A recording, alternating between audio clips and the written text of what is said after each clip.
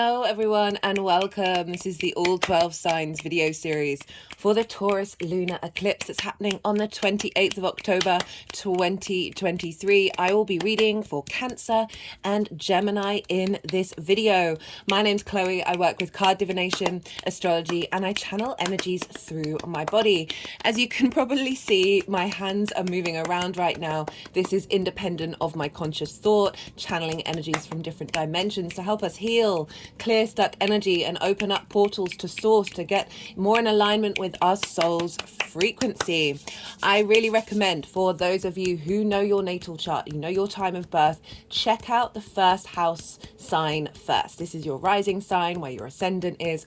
All of the signs will be as if they are in the first house, so the astrology will apply to that. This does not invalidate you looking at any other part of your chart, perhaps your sun, your moon, your Venus, because this is a Taurus transit. Just look to the sign and where it falls in your chart, look to the house that it's in, the themes of that house, and apply those themes to the messages that come through. Take what resonates and leave what doesn't. Right, I'm going to kick off with Cancer. Cancer rising. How you doing, Cancer? For those of you checking into the Cancer energy and it doesn't fall in your first house, look to the house that it does fall in your natal chart. Look to the themes of that house. Take those themes, take all the connotations of your planets, your astrological points that you may have in that sign, and it's as if all of that of your natal chart has now moved to the first house. Take what resonates, leave what doesn't, but apply all of it to the messages that are coming up in these readings. Right, so regardless of whether Cancer is your rising sign or not, Cancer and Taurus are what's called, they sextile one another. And a sextile is an aspect of Venus. This is a soft aspect. This is ruled by one of the benefics. It represents creativity, brainstorming, love, a sense of appreciation and value between these two signs. So this is a very harmonious aspect for an eclipse. It's very creative. Is calling you to embody this sense of connection, this sense of value between these two houses, between Cancer and Taurus.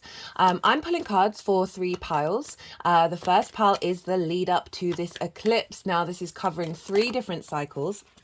Is covering a little boost from that Libra eclipse that we had, that new moon a couple of weeks ago, a little revelation, a little culmination for more of a longer term cycle, an integration of some of what may have come up around that Libra eclipse, although eclipses are more like long term cycles, but still we can incorporate that in, as well as everything that you've been working on since the Taurus new moon that happened in Taurus season when Jupiter had just moved into the sign.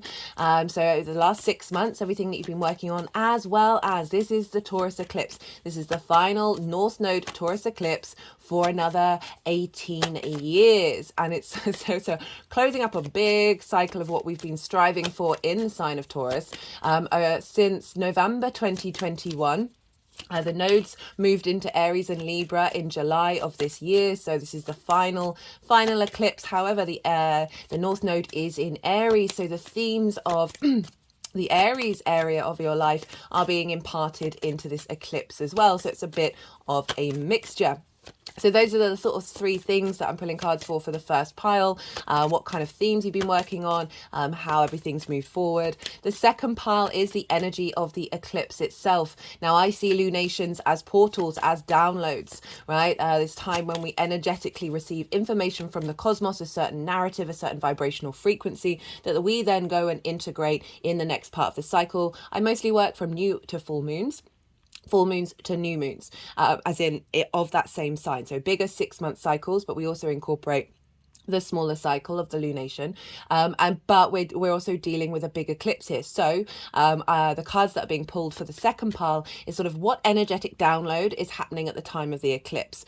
So that narrative, that frequency, we're embodying it, and then that's going to provide, because a vibrational shift is going to happen, this is going to then open up opportunities in alignment with that eclipse. These may happen around the time, so the cards may also link into what's happening to you around the time of the eclipse. However, eclipses are more long-term cycles. They're a bit fluky. We're dealing with bigger cosmic energy. And why is that? Well, say for a new moon, the sun and the moon are going to be at the same degree, so they're on the vertical axis with one another, but it's only with eclipses that we bring in the horizontal axis, where it's possible for the sun and the moon to completely cover one another. This one's a partial, so we've got a little bit of the moon being hidden away by the sun.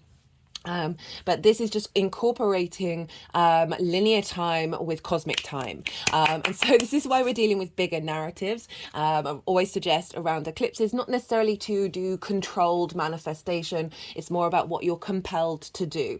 And that compulsion comes from a deeper place than trauma responses and limiting beliefs. So it's really like bearing witness to it and being mindful and in observation of your compulsions. But I find with those compulsions, when we're in full source energy, it just feels inherently right that that's the thing we should be doing, even if it's like, I don't know why I'm doing this. So we've got this big full moon, as I said. So the energy for the second pile is like potentially things that are happening around that eclipse energy. Oh, I was halfway between saying, like, so with eclipses, say you want a new job.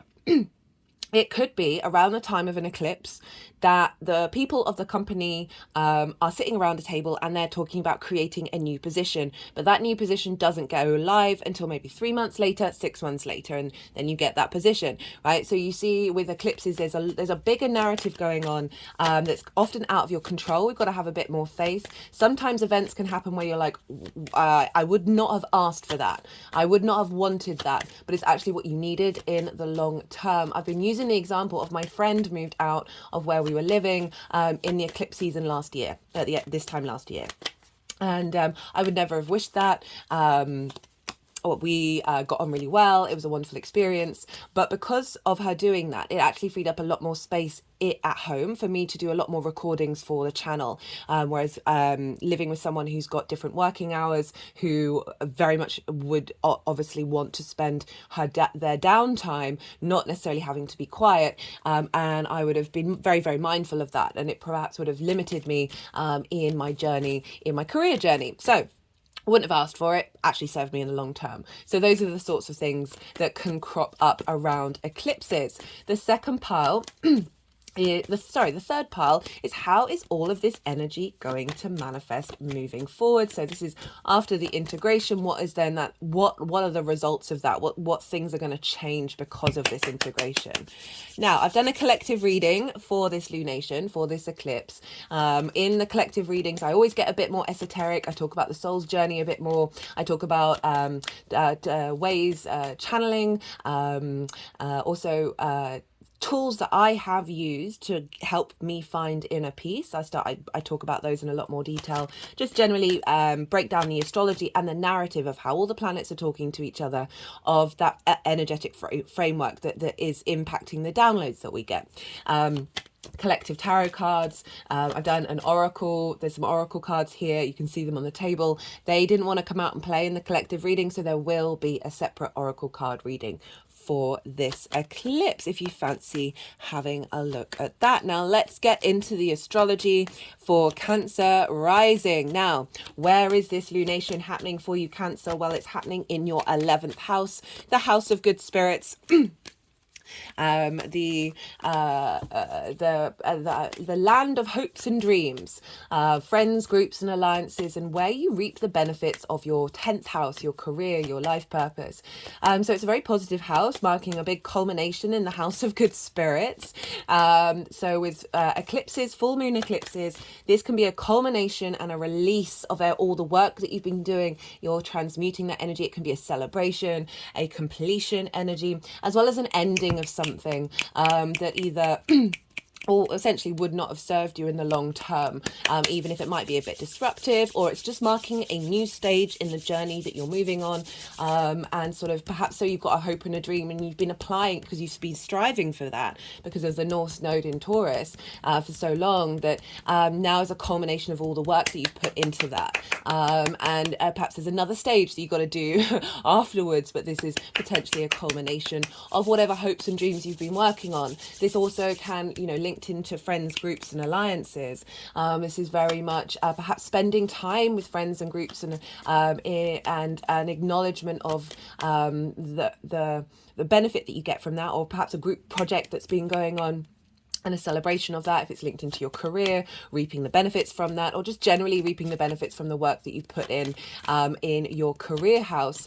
And so also a realignment of perhaps we can, there's so many twists and turns of the human psyche when it comes to group mentality and who are you in a group? What do you need from groups? Like all of these things, there's perhaps a clearing out of that, a release point of getting rid of stuck energy in that area of your life, and just generally clearing out a lot of clutter, as well as celebrating everything that you've been working on. So big changes around this. Perhaps you change your hopes and your dreams drastically because your vibrational frequency has leveled up, and sometimes hopes and dreams may fall away, but actually creating a more nourishing, more depth to your hopes and your dreams that might have seemed fanciful in the past, right? Might have been out of reach, that all of a sudden you're like, well, no, actually I want to strive for that. I want to complete that. That's something that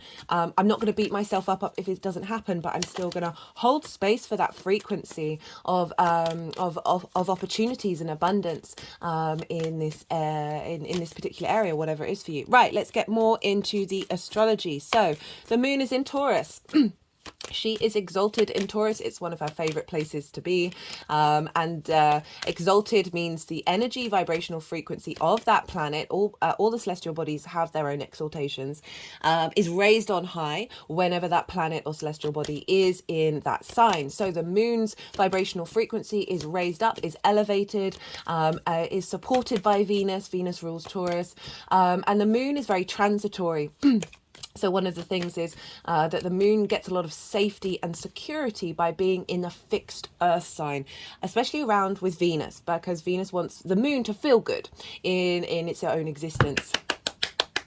And the moon is our emotional body, our intuition, where are our needs being met or not being met? How do we nourish ourselves or others? And so the needs of the moon are very nourished in the sign of Taurus with Venus at the helm, right? And so there's a sense of the pleasure principle coming in rather than a desire for safety, because that groundedness has already been applied. So there's the freedom with that sense of safety to explore the pleasure principle. This is also, the Taurus is the physical senses. It's our personal relationship with earth energy. And so there's a heightened sense in our physical senses that the moon is able to flow the intuition through, flow our needs through more, because our senses are more in alignment with our needs and where they're not being met. We're more in alignment with how on earth do we nourish ourselves that is in a way that brings stability and a grounded energy.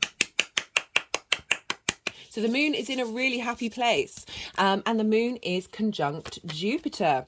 So Jupiter's retrograde, has been retrograde for a little while, and when Jupiter is retrograde, this is when that wisdom, that sense of expansion, that cohesion that Jupiter can bring, that sense of faith goes inward, right? We start to have an inward journey. We're revisiting old territory. We're questioning things. We're questioning the outside world. We're questioning where is it that we find expansion? Where is it that we find wisdom? And through that deeper questioning, we get stronger foundations for when Jupiter then goes direct, that this is when this is all going to start flowing into place. Now, Jupiter retrograde, because I said it's an inner journey, Jupiter's about expansion, right? And so there's an inner expansion going on in our physical body. Okay, my hands have never done this before. Okay, interesting. One of the channeled read messages that I got for the new moon in Taurus, which wasn't an eclipse, was about, so since the Aries hybrid eclipse new moon, the second new moon that we had in Aries, if there's a strong channeled message that came through of we are entering a really strong phase of, because a hybrid eclipse happens once every 10 years, of soul integration, right? Of being able to connect to our soul through all the senses, through all the 3D realms, and an integration of past lives and future lives in the present. So we're just more in lockstep, we're more in harmony, we're more in flow with our essence of source that is within us all soul. And the Taurus new moon was we're instigating an integration of that soul into our physical senses, to bringing depth of wisdom and slowing down and being able to sense the messages that come through and be able to work with them. Now this full moon, because Jupiter is retrograde and conjunct the moon, that Jupiter makes things bigger, is it's creating an inner space for our inherent intuition, to fulfill our needs from a grounded pleasure principle place, right? Venus, a creative place, from this enjoyment of the 3D existence, of our soul's essence, that knowing, that faith, that wisdom within us. This is definitely feeling like there's a vessel that's being created with this eclipse, right? So I talk way more about that in the collective reading, but I just wanted to highlight that here. So we want to look to where Venus is, because Venus is ruling Taurus. So whatever's going on with the ruler of a sign is impacting what's going on with the signs that they rule. So Venus is over in Virgo, a fellow earth sign to Taurus. And so Venus is impacting the moon by being in Virgo. And where is Virgo for you, Cancer rising? Well, this is, again, regardless of whether Cancer is your rising sign or not, Virgo is also sextile Cancer. So you've got this two sextiles that are coming to your Cancer energy. So lots of creative energy, lots of ease, lots of free flowing. There's a sense of value and appreciation happening around this eclipse. That's funneling for Cancer risings into your rising sign. Your rising sign is your embodiment of self, right? It's your character, your vitality. It's the lens in which your sun or your moon moves through the world, right? It's the house of self. It's very important. And so this Venus energy and the moon energy is all funneling very creatively into your vessel. And because you're a Cancer rising, the moon lunations have a stronger effect on you in general, because it's the ruler of your rising sign. So Venus is in Virgo. Where's Virgo for you, Cancer rising? Well, this is your third house. This is the house of the goddess, right? This is the opposite the ninth house, which is our philosophies and our big picture ideas. This is where we bring all of that meaning into our day to day. This is the house of communication. This is our day to day, our local community. It's about doing things on a regular basis. It's about short distance trips. It's about learning something new for the same time. There's a new for the first time, not the same time. I mean, it's all remembering anyway. So this is a very Venus moving through here is feeling good in your day to day, getting a bit more domestic. Finding a bit more flow in the way that you communicate, a desire to go out and about in the day-to-day in your local community, a desire to bring meaning into your life, the goddess being in the house of the goddess, finding pleasure in that. Venus in Virgo can be a little hypercritical and hyper-judgmental, both internally and externally, but I've really found with this transit that because she's just come out of a retrograde in Leo, right, which is in your second house of how you value yourself, right? How do you make your money? How do you manifest? She's come out of there and now she's in observation, Virgo, yin energy, very receptive, very the observer, but good at facilitating and clearing stuck energy, which is flow for me, and practical earth energy, right? Venus very much feels she's in observation of the things that haven't quite worked and now are no longer the kind of energy you want around, because you've upgraded this Venus energy in Leo, right, of how you value yourself. So there's just been some changes happening, but it's coming from a deep, nourishing place. And I feel like it's not really going to get kickstarted until she moves into Libra, which is more action-based. That Venus in Virgo is very can be very healing, very nourishing, and she is making a trine. She's coming into a trine with Uranus, and Uranus is over in Taurus as well with Jupiter, shaking up your hopes and your dreams, bringing up radical new hopes and dreams, more in line with your soul's journey. Jupiter's finding the wisdom and depth in those dreams. There may have been limitations with Jupiter. We do get questions of faith, especially with the retrograde, that will be coming to light later on in the year when Jupiter goes direct. But Venus and Uranus, right, so they're entrining one another. A trine is when it's ruled by Jupiter, so it brings about elevation, cohesion, wisdom, expansion. With that wisdom, that knowing becomes confidence, and this ability to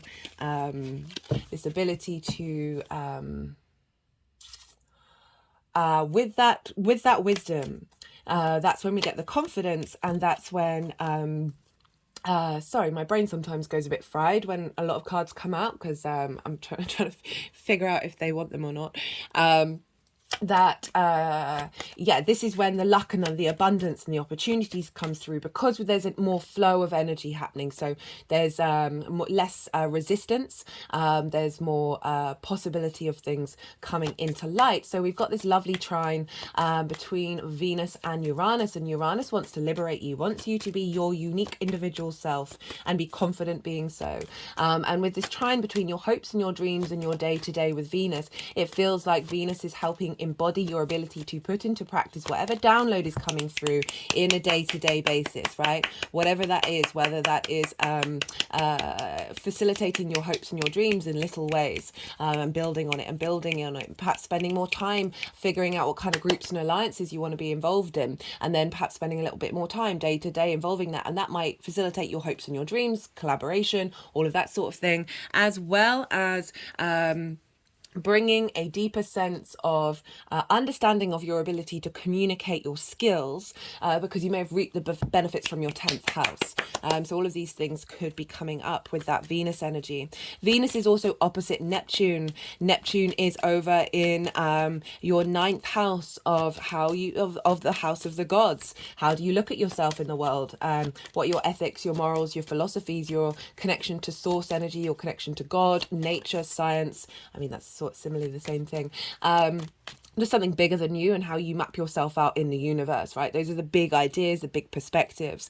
And Neptune's been there for quite some time. And with this opposition to Venus, with that Neptune, that idealism, that dreamlike energy, that pure connection to source, I find with Neptune, that can be very overwhelming, right? And can cause possibilities of delusion and all that sort of thing.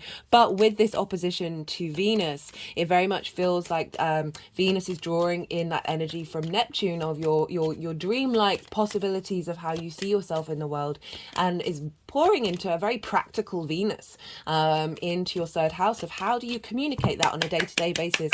How do you bring that into your life on a day-to-day basis that is then feeding into the moon of these hopes and dreams, right? How do we then bring them into reality? Now, what else is going on? Well, because Venus is in Virgo, that's ruled by Mercury. So we have to go and look over and find where's Mercury. So Mercury is currently in Scorpio, along with the Sun, and along with Mars and the goddess Ceres, right? The asteroid Ceres. And Ceres represents the harvest, the bringing in of the harvests and deep nourishment. And so Venus is being governed by Mercury, and Mercury is in Scorpio, which is ruled traditionally by Mars, and Mars is there. So Mars is in its own land. It's the first time in a while that Mars has been in its own land, and so it is very comfortable there. And not only that, Mars is ruling, governing the moon, right, by energetic transfer to Mars governing Mercury, Mercury governing Venus, Venus governing the moon, but is also governing the whole chart right now. So Mars is very much in control. And Mercury and Mars are conjunct one another. Mercury's at 10 degrees, Mars is at 11 degrees, and they are exactly opposite to Jupiter at 11 degrees of Taurus. So we've got this very strong, deep inner knowing, expansion of the vessel in the pleasure principle, the safety and the security of Taurus. And we've got Mercury and Mars in a very intense sign, this ability to go into the darkness, to turn over every stone, to find the intensity, something to as the intensity as a challenge and a pleasure rather than the deepest darkness that you can't quite look at. Mars, this combination very feels incredibly shamanic, as in the shaman is able to work through the pain of the individual for the tribe, right? And it does so internally in itself. I feel like we are all shamans. Every time we transmute energy within ourselves, we are doing it for the collective, right? So this feels incredibly shamanic. Our motivations, our drives. Mars is also linked into cutting and severing, and that's not something I would usually talk about in relation to Mars, but it's been coming up very strongly in the sign of Scorpio. Scorpio is fixed water energy, and so these are our core fixed emotional constructs, of how we interact socially, and how we move through the world socially, and what does that even mean. And so Mars is with Mercury of being able to observe that which needs to be transmuted, composted, the cycles of life, death and rebirth. The death card is the Scorpio card of being able to, it's the regulars, you know, I'm not a fan of cord cutting. I'm not a fan of separating, of leaving out in the world, not of separating. Sorry about that, Cancer. I just had to pause for a second. What was I talking about? So there's sort of the vessel that Jupiter is creating for this download, and the qualities of Mercury and Mars being able to help you navigate through the underworld of like clearing out and composting everything from the old part of the cycle, and creating space in order for you know, through that darkness of coming out and finding in peace, right? Peace, serenity, in who you are and where you are right now. And like a sort of a big completion moment. So super powerful, right? The sun and the moon are at 5 degrees each, and they're actually making a positive aspects to Saturn. So Saturn is over in Pisces, again in your 9th house of who are you, why are you, has been retrograde for quite a while, is going to go direct on the 4th of October, so just over a week from this. So that means that Saturn is like really heavy right now, has slowed down. When planets slow down, their weight of them gets even stronger. The metaphors, the meanings have become very, very powerful, because it's essentially that energy is no longer in like moving. There's that station, so you're getting that full beam of that planet. In what was it, when Saturn went retrograde, that was when the submarine imploded in the ocean, right? Saturn is linked into duty and responsibility and due diligence, and if you're not doing your due diligence, something's going to go wrong, like the god of karma.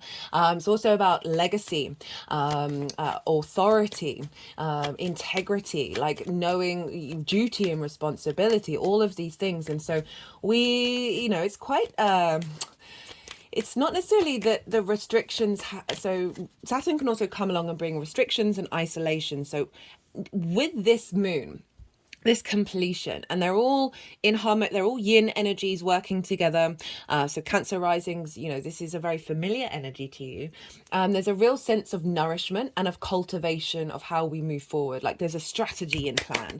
And Saturn is by positive aspect trining the sun, again that wisdom, that elevation, sextiling the moon, creativity, expansion, not creativity, love, appreciation and value.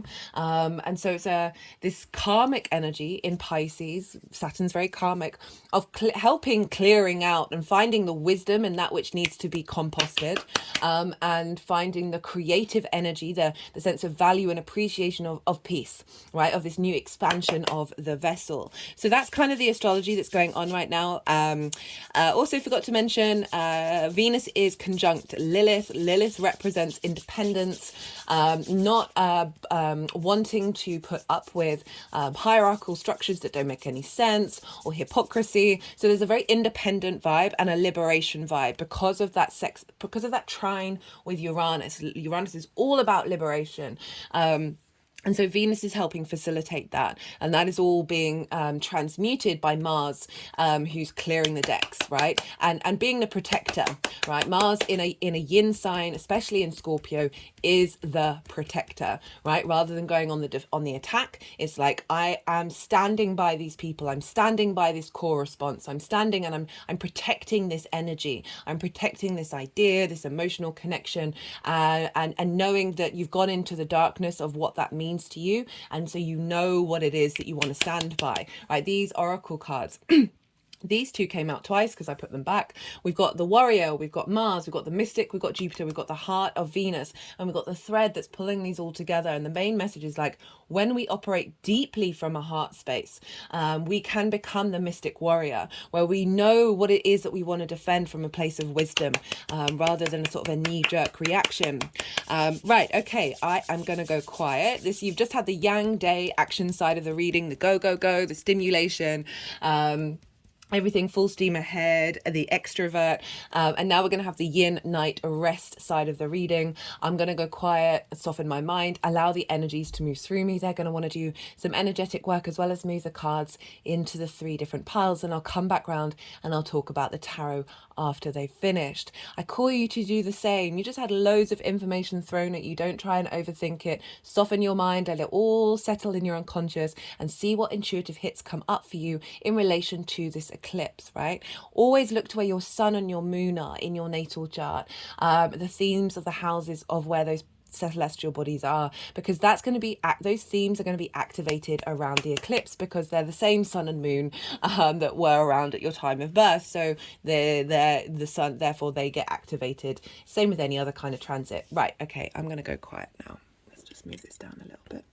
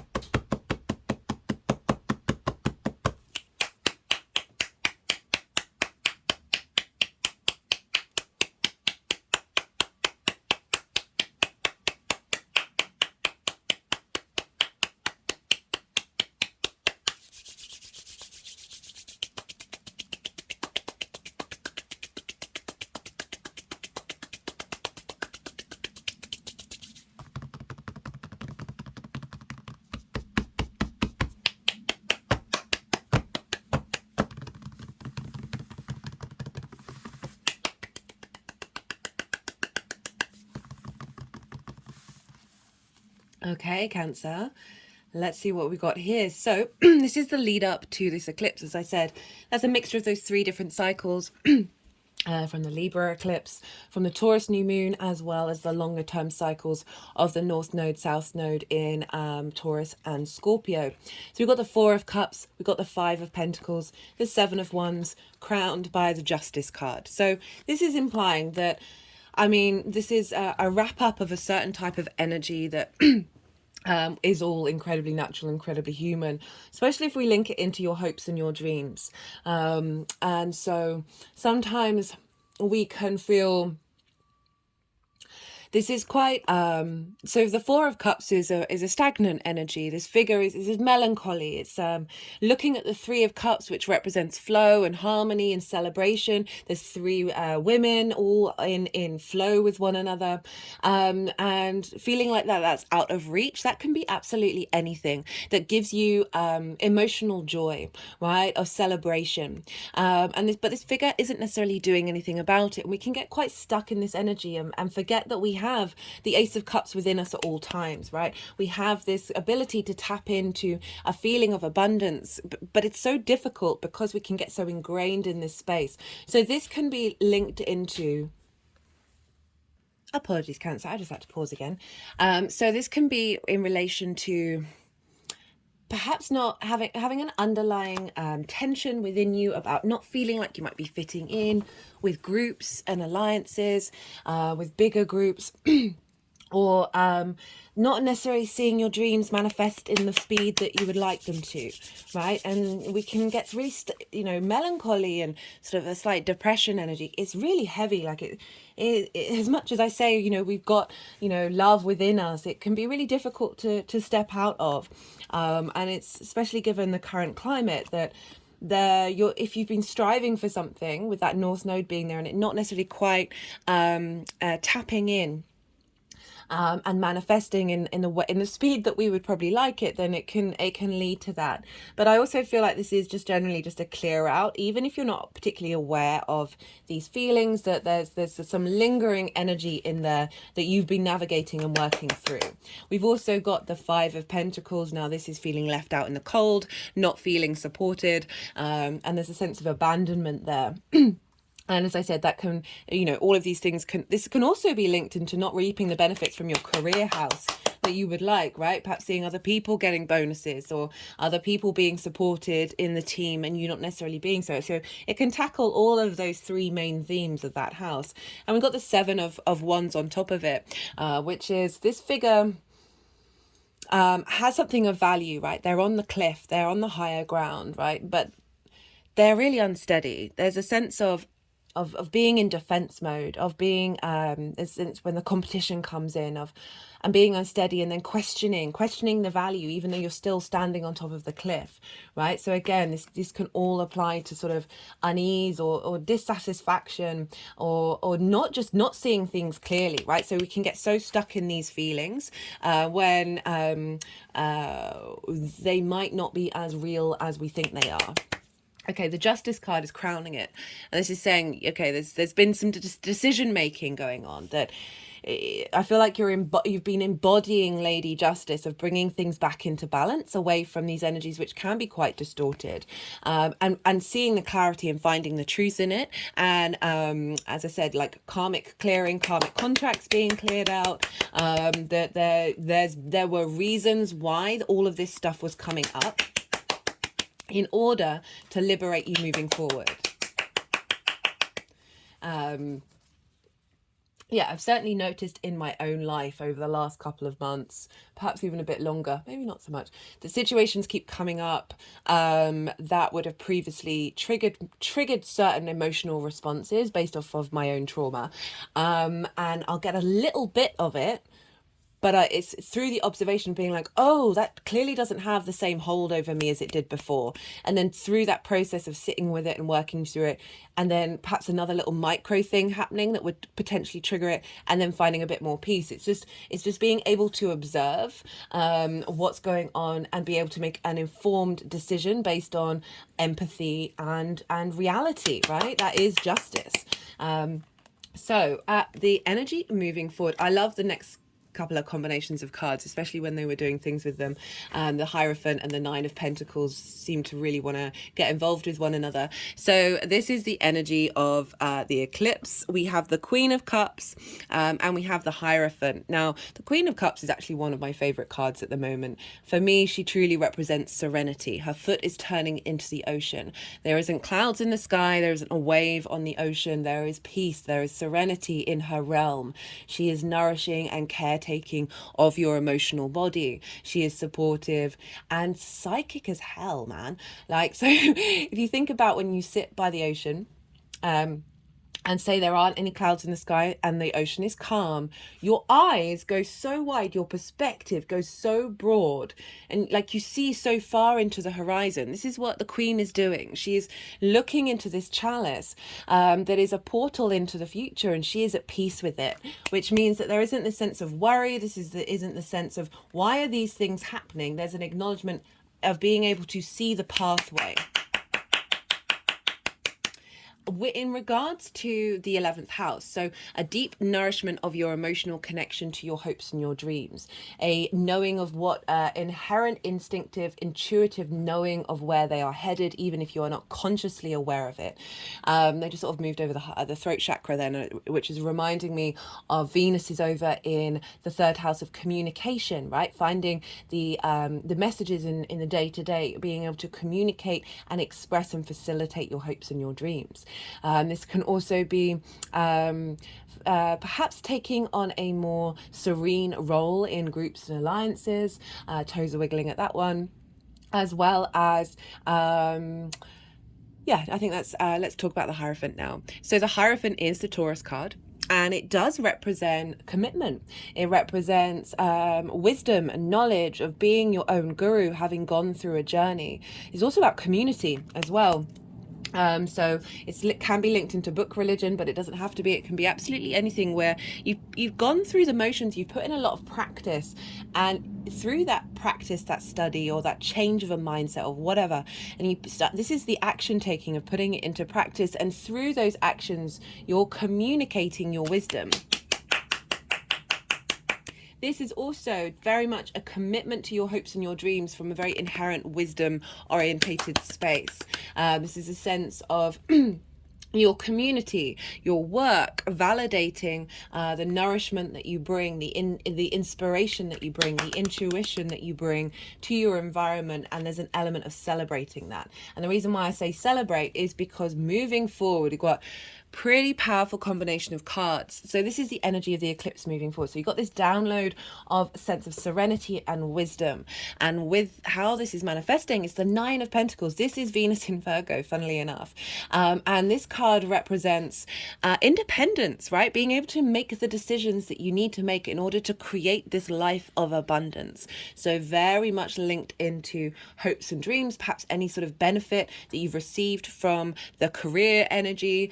We're talking about also Aries is your career house, so the North Node is in Aries, so all that energy of Aries is feeling into your 11th of like, where are you headed, making sure that that is in alignment with the download boost that's coming in.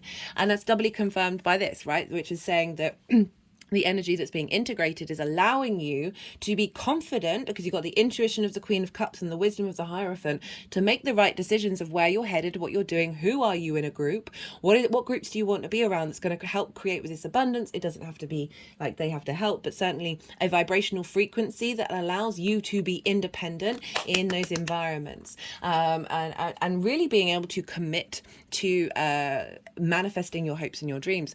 We've also got the 4 of Wands. So this is a celebration. This is a milestone energy, right? So in the future, there's a sense of acknowledging the work that you've put in and celebrating it. I link this card into the harvest. This is harvest time. You've put in all the work with everybody else for about a year, and now you're celebrating. So there's a sense of collaboration, group mentality, friends as well, work related potentially, and then there's a milestone that comes in that really supports that.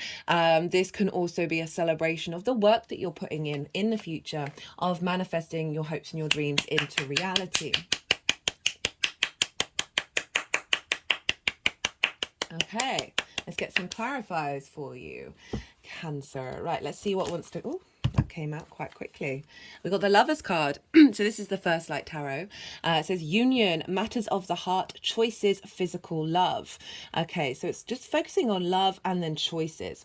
Now, this card, as I said, this is helping embody you to be able to make decisions that are moving away from comparing yourself to other people, to not feeling supported, to feel like you're in competition mode. This energy is very much, you are confident and comfortable within yourself, so you're then able to make choices from your heart space that is providing you with situations and celebrations in the future. For some of you, this may be linked into hopes and dreams around meeting somebody else, meeting someone on the same frequency as you, as well as just generally being in alignment, that state of union with your hopes and your dreams, that the actions that you take by just pure intuition are helping bring all this together.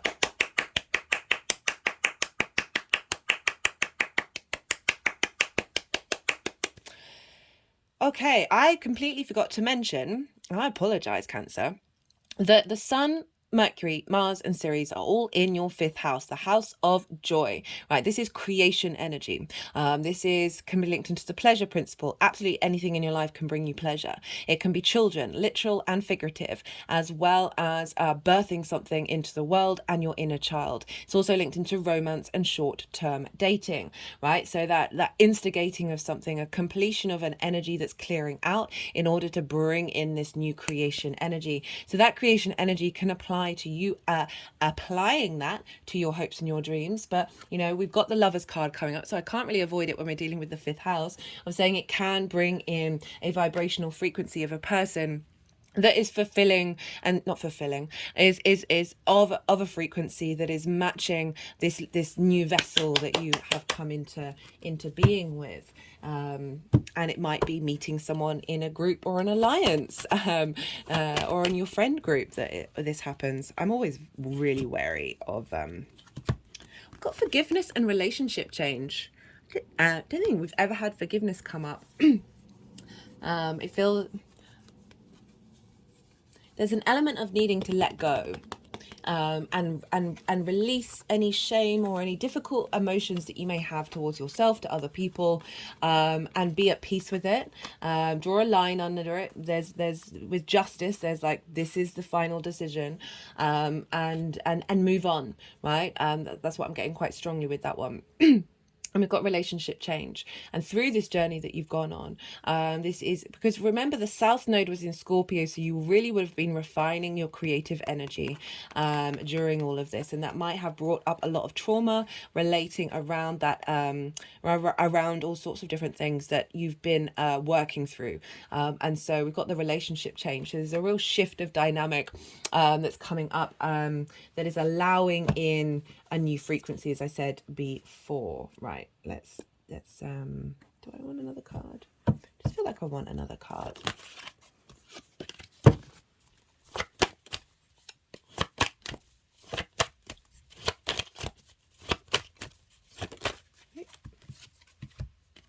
We've got death, we've got Scorpio, change, suspension of consciousness, new life reborn, right? You know, I talked a lot about the Scorpio energy, even though this is a Taurus moon, that there is a sense of a lot of clearing happening underneath the scenes, that is fulfilling this new movement into the Taurian area of your lives. Right, I'm going to leave it at that. And it's sort of re-highlighting that sort of that whatever's going on in the 5th house, transmuting that energy. And with Libra, that with the Justice card, it can be linked into karmic contracts around relationship dynamics that perhaps needed to be elevated. Okay, I'm going to leave it at that, Cancer. Be good to yourself, be good to those around you, and most importantly, be well until we meet again. Gemini rising. How you doing, Gemini? For those of you tapping into the Gemini energy and it doesn't fall in your 1st house, look to the house that it does fall in your natal chart. Look to the theme, and apply those themes to the messages that come through. It's as if all the connotations of your Gemini energy, planets, astrological points, themes in your natal chart have now moved to the 1st house. Take what resonates, leave what doesn't, regardless of whether Gemini is your rising sign or not. Gemini and Taurus are next door to each other.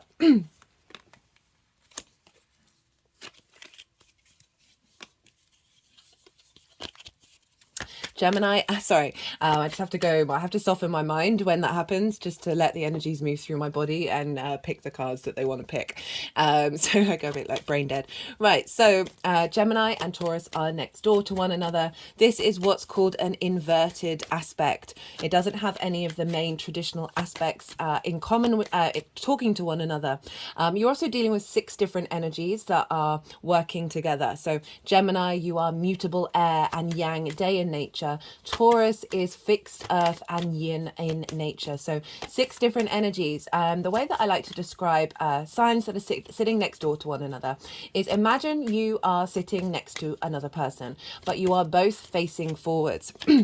So you know that that person is there. You can feel it on such subtle energetic levels, but you don't have that exact clarity of direct line of sight. But you still know that someone's there. You're still dealing with the energy in many different ways. So this is kind of what's happening with this eclipse that's happening in the sign of Taurus. So I'm pulling cards for 3 different piles. The first pile is for the energy leading up to the eclipse itself. Now this is tying up 3 cycles. We've got from the new moon eclipse that was in Libra, a little culmination, a little revelation in relation to that particular mini cycle. Then we've got the new moon that happened in Taurus during Taurus season, when Jupiter had just moved into that sign. And so the last 6 months, everything you've been working with over that. Then we've also got the fact that this is the final eclipse linked into the North Node and Taurus. Even though the North Node is in Aries, this is still an eclipse, and it's still a Taurus eclipse, and this is part of the Taurus Scorpio eclipse cycle that we've had for since November 2021, and we're not going to have a North Node eclipse in Taurus for another 18 years. So this is a bigger culmination, not only of like the last couple of years, but an amalgamation of the next cycle as well. So that's the energy leading up to this moon. What have you been working on? And then the second pile is the energy of the eclipse itself. This can be events in relation to events that happen around the eclipse, but what I focus mostly on in these readings is because I see well, all transits, but lunations in particular, these are download points. This is when we get an energetic narrative that is imprinting on our conscious mind or unconscious mind, that we then shifts our vibrational frequency, that then produces events moving forwards, and even more so with an eclipse.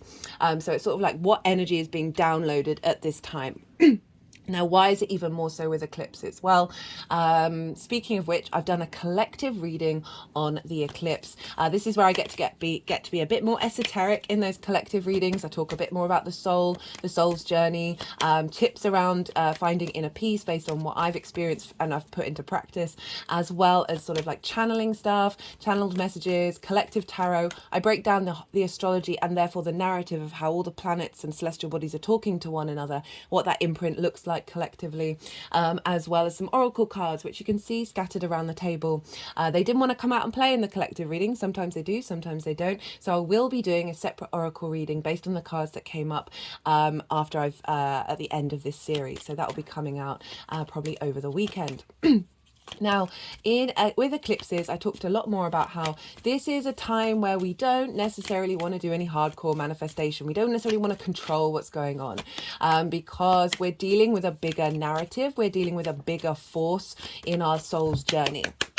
Okay, so why is that? Well, say you got a new moon and the sun and the moon are both at the same degree and they're on the vertical axis. So they're on the same vertical axis, but they're not on the same horizontal axis. Just realized that I might have got that the wrong way. Anyway, they're not on a particular, they're only on one axis.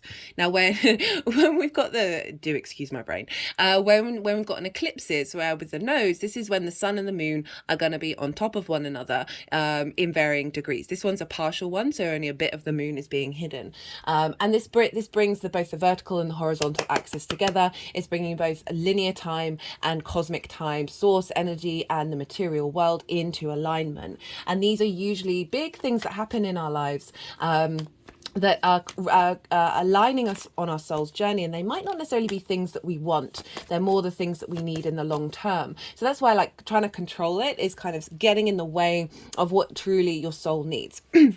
And so with eclipses, it can happen around the time. It can also be things that don't necessarily manifest until 3 months, 6 months later. So for example, if you're looking for a new job, and it's not necessarily that that job comes about during an eclipse, but it could be that the company that is that job that is the right one for you, they're sitting around a table and they're thinking about creating that job, and that might not get publicized until 3 months or 6 months later. So there's a bigger chain of events that are outside of your conscious remit that are happening. An example of getting what you need rather than what you want. A friend of mine moved out during the eclipse cycle at the end of last year. We got on really well. It was a wonderful experience, and I was very sad to see her go. It was what she needed to do. Obviously, that's fine. But I would never have wished for it, but actually it freed up a lot of time for me at home. I work for home, where I wouldn't necessarily be overly prioritizing the other person's needs when they're off work. They want to relax, maybe play music. I can't really do that while while there's recordings going on. So it actually freed up loads of time in relation to my career that I really needed, but it wouldn't have been a way that I would have wanted it. So that's sort of just to give examples of what eclipse energy how it can show up for you. Right, the third pile is how all of this energy is manifesting moving forward. So let's get on to the astrology for Gemini rising. So where is this eclipse happening? Well, it's happening in your 12th house, your hidden house, your house of mysteries. Can be a difficult house. And so this is where the constructs of our unconscious mind hang out, right? This can be loss and grief and isolation.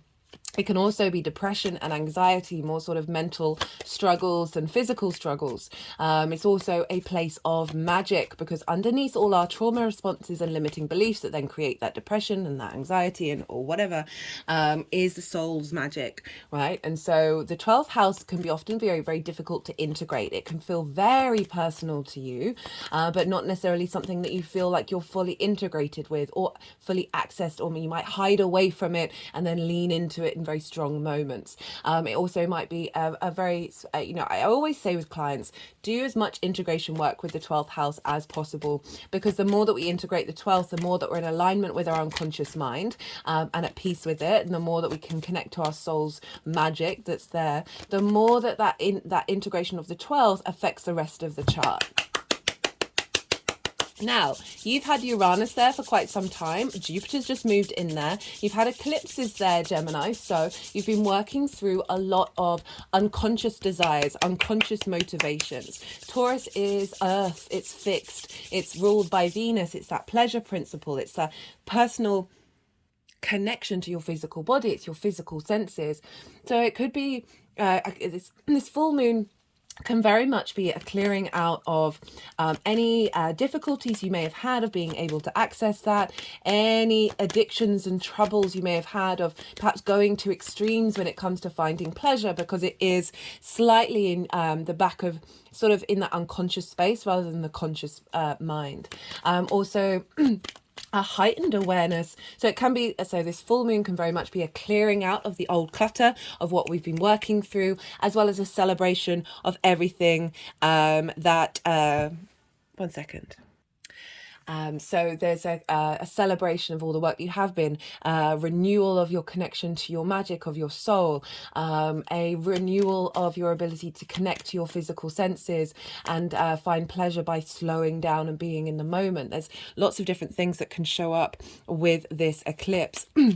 A culmination of a deeper understanding of perhaps any sort of mental struggles that you may have gone through, a release point, and an opening up your vessel. I'll talk more about the actual, right, let's talk about the astrology. So I was about to launch into what I've been saying about the astrology. So this is also bringing in, because the North Node is in Aries, it's bringing in the themes of Aries.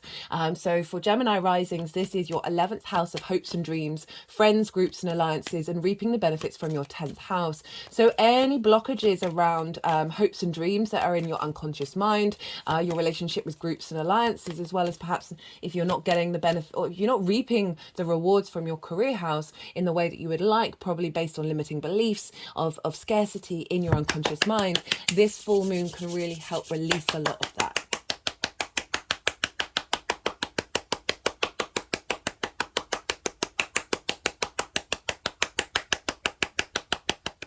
Been a lot of clapping during this eclipse cycle, that's for sure. Right, so let's get into the astrology. So the moon is in Taurus. The moon is exalted in Taurus. This means that the moon's vibrational frequency is raised on high. The moon represents our emotional body, our intuition. How do we nourish ourselves? How do we nourish others? Where are our needs being met or not being met? And because the moon is so transitory, it gets this sense of grounded safety when it's in Taurus. And Taurus is ruled by Venus, and Venus wants us to feel good in the 3D world and not worry, right? And so taking away that concern, that drive that the moon can have of, am I getting the support that I need? The moon can relax a little bit in Taurus because Venus wants the moon to feel good about themselves, right? So the moon's in a really happy place, even if it's in a potentially difficult house right now. And it's conjunct Jupiter. So Jupiter is in retrograde at the moment, which means it looks like it's going backwards. When planets are retrograde, we go over things, we revisit. And with Jupiter retrograde, this has been a questioning, internal questioning, a questioning of how you understand yourself, what these things mean to you. What does anxiety, what does depression mean? Like, you're really finding the depth of wisdom, of being at peace, a sense of knowing with Jupiter about your internal space. But it's retrograde, so it does involve sort of questionings of faith, of things perhaps not going in the way, the same expansive mode that you would like, in order to go to the depths, in order to have those questions come up that bring in a greater sense of expansion. And because Jupiter is conjunct the moon, and it's an inner journey, and it's in the 12th house, especially for you Gemini risings, this really feels just in general, but added on to this is this sense of Jupiter is expansion. It's expanding this inner world, and helping create a vessel for the download to come in, for this karmic download to come in. Now, Venus rules Taurus. So where is Venus? Whatever is going on with a ruler of a sign is impacting the signs that it rules. So Venus is over in Virgo, and this is in your 4th house of your roots, your foundations. This is your ancestors, blood and spirit. This is your parental figures, the roof over your head, the things that you do in private. This is the darkest area of your chart. Venus is moving through there, having come out of a very long retrograde in Leo. So she's freshly out of this rebirth of a reconnection to your heart space, but very independent, right? There was a lot of independent energy linked around that retrograde. And now she's in Virgo, helping you reassess and sit within your home space, your roots and your foundations, and to find deep nourishment and moving away from self-criticism, from self-judgment, and finding more flow, right? Virgo is a very healing energy. It's very good at facilitating, and in that it can be hypercritical. And I really feel this Venus transit is saying, making sure that you're in observation of things that aren't working in this new Venus framework that is then going to be transmuted and shifted and changed. And so all of this energy is feeding into the moon, so strengthening your roots and your foundations, bringing flow and nourishment that is feeding into your unconscious mind, feeding into your magic to help liberate. And speaking of liberation, Venus is coming into a trine with Uranus. Uranus is in Taurus. And this is so Uranus and Venus is a very interesting pairing. A trine is elevation, it's Jupiter, it's expansion, it's wisdom, it's knowing.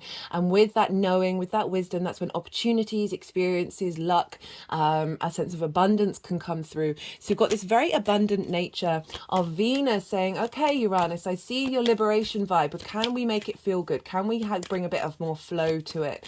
And a sort of an enjoyment of this liberation that may have felt actually a bit difficult if we hadn't had this Venus aspect to Uranus. And so that's all feeding into the moon.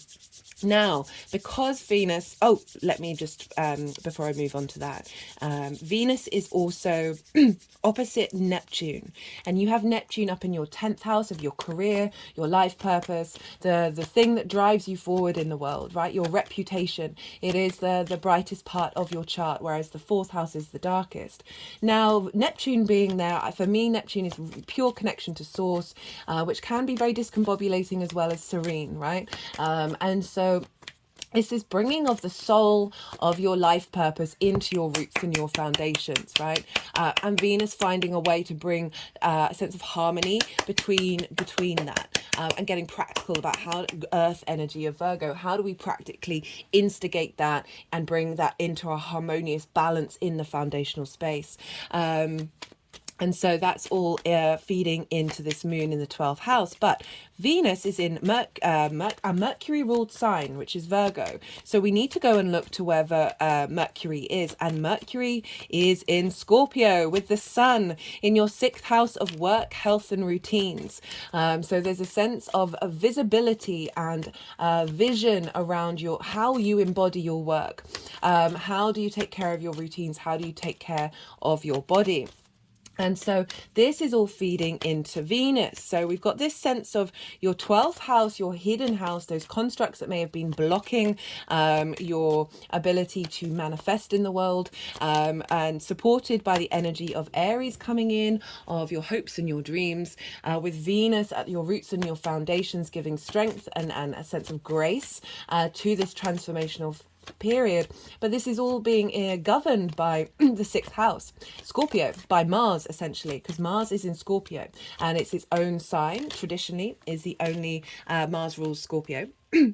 And so the energetic buck is stopping with Mars for not only this moon, not only for Venus, but for the whole chart. So it's a very martial energy in a yin night sign, this intensity of Scorpio, the ability to go into the depths of something and transform it, like that composting energy of the cycle of life, death, and rebirth. It's an intensity of Scorpio that is sort of not necessarily confined by social norms.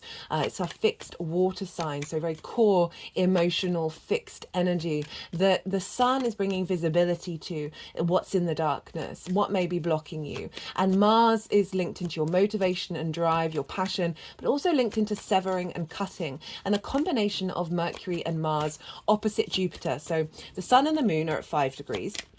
And Jupiter, Mars, and Mercury, well, Mercury's at 10, Jupiter and Mars are at 11 degrees of Scorpio and Taurus. So we've got this opposition between Mars and Mercury, as well as the asteroid Ceres, which is linked into Demetra, the harvest goddess. There's an element of the scythe, of nourishment, but it feels like there's a very Mars is also linked into cutting and severing. It feels like a very shamanic process of the capacity of finding the motivation and drive and clarity, the inquisitiveness of Mercury and Scorpio, the vision of the sun, Ceres, the bounty, the harvest that you're reaping at this time, which is both letting go of the old energy in order to compost it into the next harvest, but also like reaping the benefits. It's a full moon. It's a completion energy. It's an eclipse, a completion of a certain cycle that is through that shamanic work of being able to work through the darkness, work through the pain. You're then able to transform this vessel that Jupiter is creating into more of a sense of peace.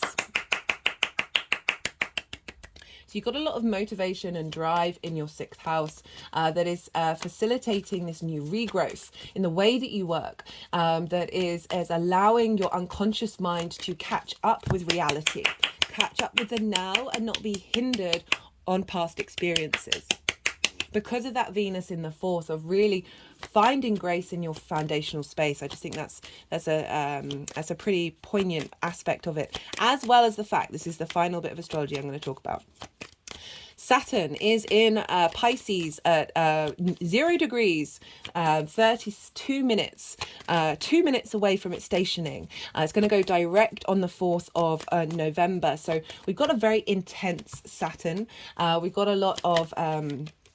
We've got a very intense Saturn that is slowing down, which means it's a really powerful energy of a clearing out of soul contracts around your limiting reflections of your career and where you're headed, as well as giving you the duty and responsibility around that to put that into practice. Saturn's karma, cause and effect, integrity, legacy,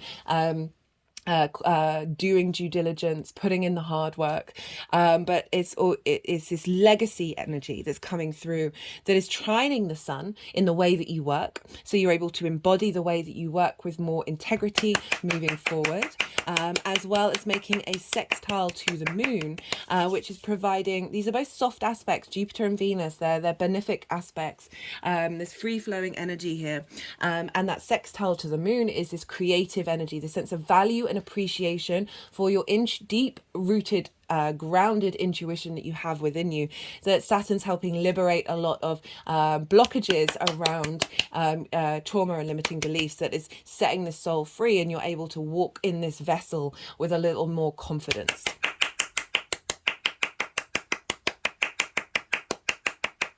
And this may feel discombobulating, because whereas the moon will be next door to you, Gemini, the sun and Mercury and Mars and Ceres, they're all in conjunct you, which is another version of 6 different energies playing with one another. So rather than the subtle energetic field from the 12th house to the 1st, we've got this sort of discombobulation with the work house. It's the adult in the room. And so you've got a lot of different energies working together. And with that, even though it might just be like crossed wires or not, things quite not moving at the pace that you'd want to, once you get past that initial frustration of like all of this different energy, like herding cats, basically, once you've herded the cats, you're then a herder of cats, which is a unique and novel thing, right? It's really innovative, this energy, but it can be a bit discombobulating at the time. Right. One thing I always recommend is, with lunations, always look to where your sun and your moon are in your natal chart. Look to the houses that they're in and the themes of those houses. That is going to add on another layer to how this eclipse energy is going to show up. Right, I have finished saying everything that I wanted to say. We've just had the yang day action side of the reading, the go, go, go, the stimulation, the extrovert. Now we're going into the yin night receptive energy. I'm going to go quiet and soften my mind, let the energies move through me. They're going to move the cards into the 3 separate piles, probably do some energetic work, and then I'll bring in the tarot. While I'm doing that, I call you to soften your mind as well. You just had loads of information thrown at you. I recommend, like, don't try and force the information. Let it all settle. Let it all settle into your unconscious mind. Very appropriate for the 12th house. And see what intuitive hits come through for you in relation to your own personal experience.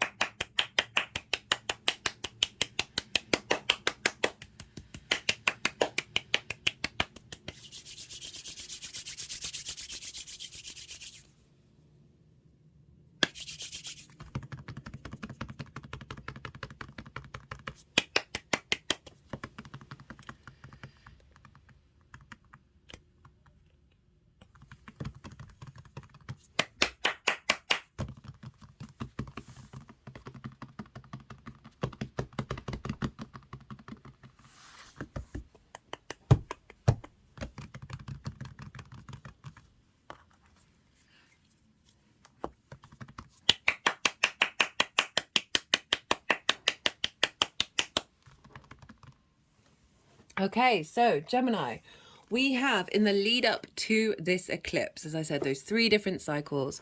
We've got the 5 of Wands with the King of Wands crossing it. So the 5 of Wands, I'm not surprised this has shown up for a 12th house transit, especially when you've got Uranus there. So this is kind of this is chaos energy, right? There's movement, but there isn't momentum. There's an element of playfulness to it, but also can be deeply frustrating. So this can be like brainstorming and hashing something out, but in the 12th house, this is sort of highlighting all the different contradictory drives and motivations. Fire energy is very much that which we're compelled to do, our instinctive actions. So a lot of different instinctive actions in your unconscious mind that essentially we've been battling each other out, and not quite getting anywhere. Like no one's taking the lead.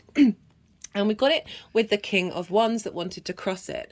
So this implies that you have been making steps to gain sovereignty over your mind, right? It just has the one wand, right? This sort of sense of clarity, a sense of an ability to take action from more healthy instinctive responses. Right, and it's crossing it, so it's saying there's still work to be done. This king isn't quite upright yet. It's not in the reverse, but it's halfway there. So there's an element of you have been transitioning and working through, because with the North Node being in the 12th house, which is where it was for quite some time, you are striving to figure out this stuff, right? You're hungry for it. Your focus is on it. And so there's been focus and there's been an acknowledgement that you have sovereignty within you and that you're implementing that and putting that into action.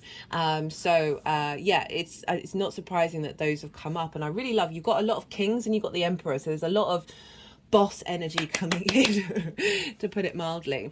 So what is going on with this eclipse itself? So this is the energy that's being downloaded. We've got the 8 of Wands, we've got the Page of Pentacles, we've got Justice and the Lovers, which is your card, Gemini. I love this combination of cards. 8 of Wands, alignment. So rather than the chaos energy of the 5 of Wands, where there isn't any alignment, there isn't any momentum, this is all about momentum. This is about this all coming into an alignment, and this is about going with the flow as well. So if you think about the 12th house, it is very much our unconscious responses that they are getting in an alignment with the Page of Pentacles. So that Taurus energy coming up, of new messages coming in, a fresh new way of looking at your unconscious mind.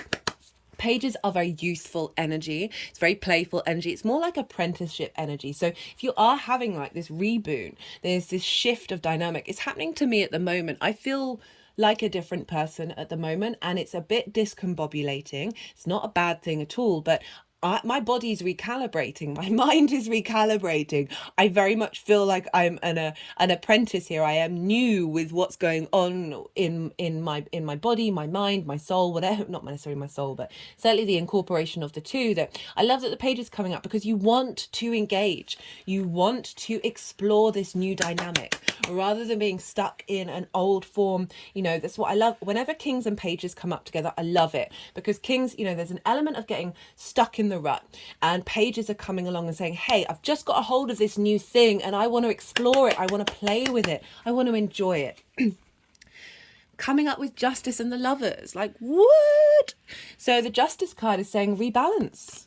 There's balance coming in. There's a sense of harmony coming in, where the Justice coming up for the 12th house is like the clarity of your unconscious mind being able to make the decisions that serve you well, that bring about good judgment moving forward. Right? Obviously, it's not going to be all the time. I mean, it could be all the time for some of you, but I want to preface that of like each integration that we do, often we go back a bit and then go forward a bit, forward. And this is why there's lots of the 12-step program that I really, really appreciate. I've often been told by people in the 12-step program when they hear my videos that there's a lot of similarities. What I am not a fan of is if you fall off the wagon, you go back to zero again. That's not my vibe. That's not how I like it. I don't see it really working properly for a lot of people. Not everybody, but it's certainly, this is about acknowledging that this integration is bringing balance and you have clarity around it, but it's not always linear, right? Things aren't always linear.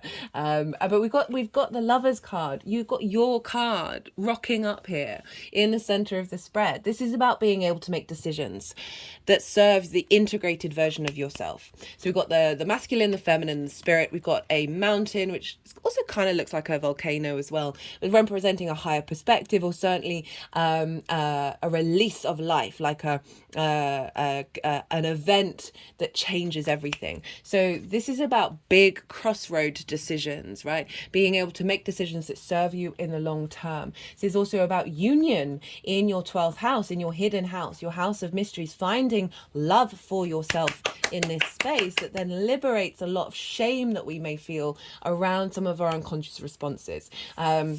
Love that combination of cards. Love the alignment, this vitality coming in, this clarity of being able to see the truth, being able to, through seeing that truth, bring things into balance. That means that you're able to make decisions that are in union with every part of yourself, not just this governing trauma response or limiting belief that may be popping up. Love that.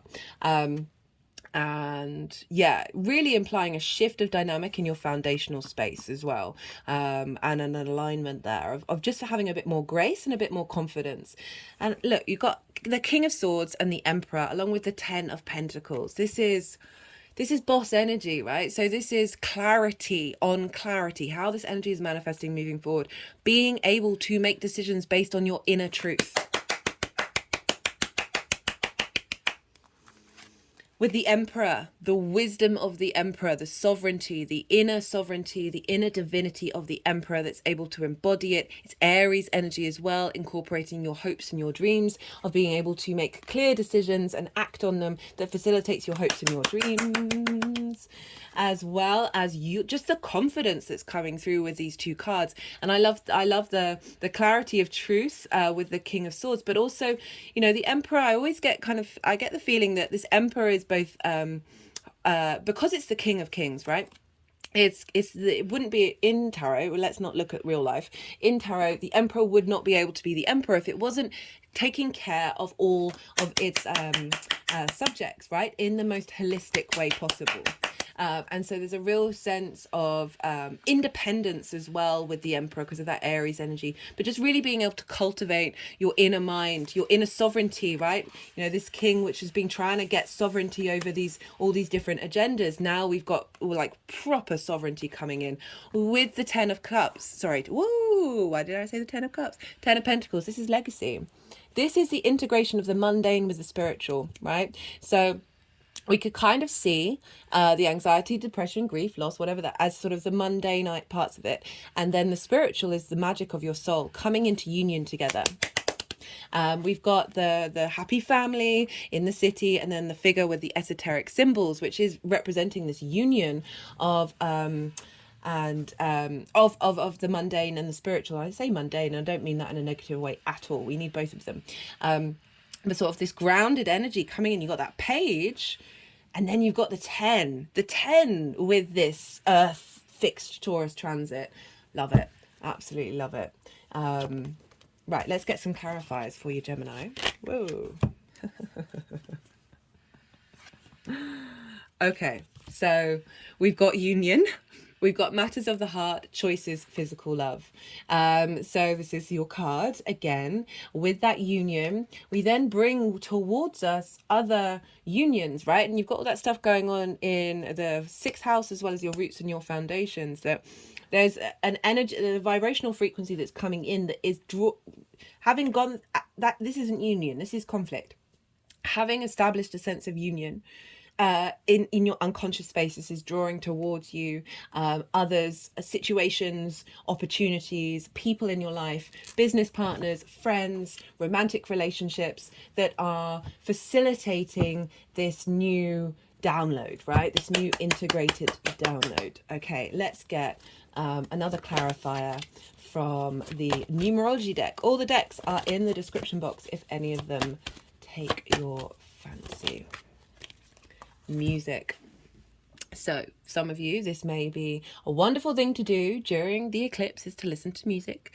This may be, okay, now I'm just going to go with the main thing that's screaming in my head right now. Or every soul, every essence of this vessel is a vast tapestry of energies entwined with one another that create our soul's frequency, that create this soul and vessel's frequency, right? There's a simplicity and a complexity to it. Remember duality, Gemini, you know this, paradoxes and everything. It's reminded me of that Gemini new moon video that I did that I loved. That was so good. I might rewatch that. That we all have our own frequency. We all that melody that is within us, of this combination of energies, this weaving, this tapestry, creates. We all have our own music, and so whenever this card shows up, and is screaming at me so loudly right now, that this is an alignment of your 12th house, that which is hidden from you, the release of the energies that have blocked this frequency from coming through, is being integrated at this time, right? And that takes time, that takes progress. Some out there, you just get a click and everything's like, oh, my head's just moved now. Just get a click and everything is whoosh, right? I find working with the astrology, there's timing going on that isn't on your agenda. Some people can manifest super like beyond all that. I'm currently not at that vibe yet. I inherently know that I am, but we all signed up for the particular contracts that we're in.